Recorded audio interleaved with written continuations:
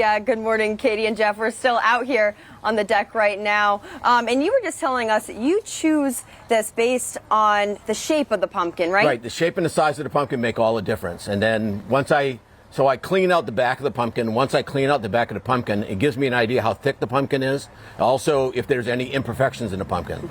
So something like Charlie's pumpkin is a good example of that. His big giant pumpkin that he grew this year had all kinds of waves in it. That would have all kinds of cracks inside of it, and structurally it would be difficult to carve because you'd have to work with all of that structure as well. And how much does this pumpkin weigh? They're joking around that they're going to make me help you bring this in. I was like, I don't know if I can do that. How much does this pumpkin weigh? This was 136. Wow, that's a big one. Yeah, it's a pretty good sized pumpkin. It's small for me. It's probably the smallest one that I've carved this year. Yeah. So. And where does this pumpkin go after today? It is going to go back to the person that donated it. So Giles Family Farm in Alfred, they donated the pumpkin and let me carve it. So I'm going to bring it back over there and they'll display it over there. Awesome. And you got here around 9 a.m. this morning. How long does it take to finish this whole carving? It would take a couple of hours to do. A couple of hours. Yep. Do you ever get bored doing it? Never. Never bored. There's always something different. Every time I do one of these, it's always something different. So it makes it exciting. And I don't know, it keeps me, I don't know. I'd like to say young, but I'm not sure it does that. But. And what kind of tools do you use to carve this? So these are all pottery tools. So you can buy them in any craft store, usually like Michael's or any of those types of places, but they have these loop tools. So they're ribbon tools or loop tools, and they carve. And it's very easy. Here you go, try it. You can, so take this right here and just pull it right across like that. Pull it down? Yep, that's like there that. There we go. Little tough, but I feel like once you get the hang of it, it's not too bad. Right. Wow, there we go. So now, and it becomes addictive after a while, so you want to do it more and more. Yeah, so what do you do once Halloween is over, once pumpkin scene is over? What do you do? Rest. Rest. And travel, actually. So a lot of what we do now is everything. I travel all over New England. And when I'm carving pumpkins, I was in Massachusetts last week, and this weekend I'm in Maine all weekend. I'll be at Damariscotta on Friday. And carving 2 pumpkins there, so that'll be pretty exciting, right on the main street. And then I'll be in Limerick at Libby and Sons, Pick You Pick, and I'll be there on Sunday, and then I'll be back in New Hampshire next week. So awesome, busy schedule, especially this time of year. Do you have a favorite pumpkin you've carved in your career? Well, a few years ago, I was able to carve a pumpkin in New Hampshire, and it was 2,066 pounds. And that was it was fun. The novelty of carving a giant pumpkin like that was just fun. Yeah. So if Charlie's out there and he wants to donate his pumpkin to me to carve, I'd be glad to do that for you, Charlie. Yeah, you heard that, Charlie. He'll be here to carve it, that's for sure. All right, Mo, well, thank you so much. You'll be here, right, on the deck? Absolutely. You'll be here all morning, so we'll check in throughout the morning, that's for sure. Live from the Eldridge Lumber Weather Deck, Asia Reed, back to you guys in the studio.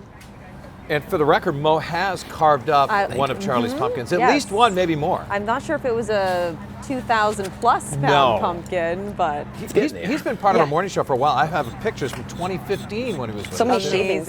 All right, thanks, Mo. Yeah, thanks, Asia. Let's check back in with Asia Reed, who's live outside on the Eldridge Lumber Weather Deck with that giant pumpkin, and Mo, our expert carver. Hey, Asia. Yeah, well, good morning. Hey, Katie and Jeff. I'm not too far away from you guys. Like you said, I'm right outside the studio on the Eldridge Lumber Weather Deck. We're checking in again once with Moe Auger. He's a pumpkin carver. He's been here since around 9 a.m. digging into this pumpkin. Give us a little recap about how you pick what face you're going to carve. So, well, I start off with just the pumpkin itself. It decides pretty much what it wants to look like. Sometimes it looks like Jeff, but often it looks, it gets kind of in this silliness. So. And you said that this is the same kind of pumpkin that our meteorologist Charlie Lopresti has, right? That's correct. It's the same seed. So basically, it's not the exact same seed, but it's the same kind of a pumpkin. So it's called an Atlantic Giant. And this is the seed right here for the Atlantic Giant. It's a pretty good sized seed. And it's the seed that really produces the big giant pumpkin. So they've been, producing them for many, many years. And so like the one that Charlie grew, those seeds will be really well, be sought after by growers everywhere. Good to know. And you said that the region we're in grows the biggest pumpkins in the world. Yeah, essentially from Nova Scotia to Pennsylvania. And if you make that circumnavigate the world. Essentially, that's where the biggest pumpkins in the world are grown. Like this year, the biggest pumpkins were grown in Minnesota. Wow. And and in New Hampshire had one that was 24.57. That's a good sized pumpkin. That's a good sized pumpkin. This one is too. I think you said it's a little bit over 100 pounds. It's over 100 pounds. So this would make an eyeball on that pumpkin if I had a 2,000-pound pumpkin, right? Love it. It's still a good size, that's for sure. We're going to be checking in with you again in a little bit. You guys, I'm going to send it back over to you in the studio live from the Eldridge Lumber Weather Deck. Asia Reed, back to you, Katie and Jeff. Happening right now, that's right, live. We're checking in on our pumpkin carver. We like to call him a pumpkin artist. Oh, yeah. He's getting outside on the Eldridge Lumber Weather Deck. First off, what a beautiful day for this. I did tell Mo when I was emailing with him, I was like, make sure and bundle up because I wasn't sure how chilly it was going to be, but the sun seems to be shining. Yeah, he's got his jacket on. He brought a cup of coffee, and he's got some water out there, too. He was good to go. But he goes, here's the deal. He said he has come on Good Day Maine on CBS 13 and Fox 23, so he's been arriving here when it's really cold and dark out, he said. So this is a treat to be here when the sun's up and not freezing. It looks like pretty nice out there, and he said that this is one of the smallest pumpkins he's actually ever carved. This is 136 pounds, and he has done a pumpkin in New Hampshire, he said, over 2,050 pounds, I believe. And he's done a couple of Charlie's pumpkins, even here live on the air several years ago. I know he did one as early as like 2015 he did one. So just always fun to have him on the show. And he had Asia playing with some of his tools and, kind of scraping the pumpkin, and he was like, it gets addictive when you play around with it. It's very cool. I mean, he's got a talent, and he's made a living out of it. Seriously. I know. And so once like October and November is over, he rests. That's his time to rest because it's very busy. I mentioned all the Pumpkin Fest want him. He's actually going to Damariscotta, I believe, tomorrow or Saturday. So he said he's going all over New England, and it's just he's got a crazy schedule. And I'm so happy that he took time out of his schedule to come on our show today. I love it. I know. I'm so glad it worked out. And what did he tell you about his design? You said funky nose. Yeah, kind of a funky nose. Yeah. He was kind of saying it kind of looks like me when I'm goofing around. I love it. With the tongue sticking out. See the resemblance a little bit. The eyes are a little evil, though. Yes. Well, that's good. You kind of want a little spookiness to it. So that's what it is. All right. Well, great job, Mo. We'll check back in a few minutes. Or maybe I'm sneaky or something. So Charlie Lopresti set a record for largest, heaviest pumpkin in the state. We've set a record for the largest number of people on the Eldridge Weather Deck. It's so great to be out here. You've made some significant progress, Mo. I have. It started pretty early, but it's been about 2 hours. Yeah, pretty good work. Looks amazing. Look at you. You're like a surgeon. We got a scalpel. We got all the tools. That's right. So I mean, in a perfect world, I mean, you did it for our show. How long does it usually take you to do something like this? It would take about 3 hours to carve a pumpkin like this. So you were going a little faster. How was it, Asia, seeing it up close? Oh my God, so cool. I didn't realize how big it was in person. And I love how you said every pumpkin, the shape of it is how you pick what face is going to be on there. That's exactly right. Let it speak to you, I guess. It speaks to me. I was going to tell you guys, we've had some of Charlie's pumpkins out here, so there's no way all of us would be able to fit on the and the pumpkin. It might crush the desk. Yes. I know. You'd have to sit on the side. Right. Exactly. Sit all on top of it.